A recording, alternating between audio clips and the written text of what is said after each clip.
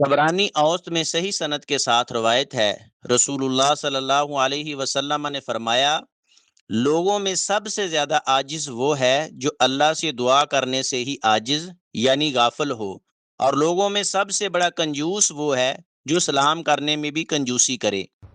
اس حدیث مبارکہ میں دو اہم اخلاقی رویوں پر روشنی ڈالی گئی ہے۔ نمبر ایک، دعا۔ سب سے زیادہ عاجز کم ہمت وہ شخص ہے جو اللہ سے دعا مانگنے کی بھی توفیق نہ پائے۔ دعا مانگنا بندے کا سب سے آسان، طاقتور اور قیمتی عمل ہے۔ اس بندے سے زیادہ سست، غافل اور کون ہو سکتا ہے جو اللہ سے مانگنے میں بھی سستی کرے۔ نمبر دو، سلام کرنا۔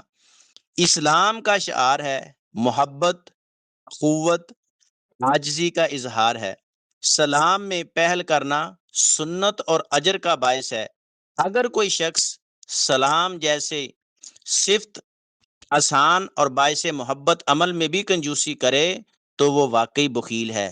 مسلمان جب جسمانی اور مالی لحاظ سے مضبوط ہو تب بھی اسے چاہیے کہ اللہ سے دعا کرتا رہے اور ہر خاص و عام کو سلام کہے اور سلام کا جواب دے، کیونکہ عام طور پر جب انسان جسمانی اور مالی لحاظ سے مضبوط ہوتا ہے وہ دعا اور سلام کم ہی کرتا ہے۔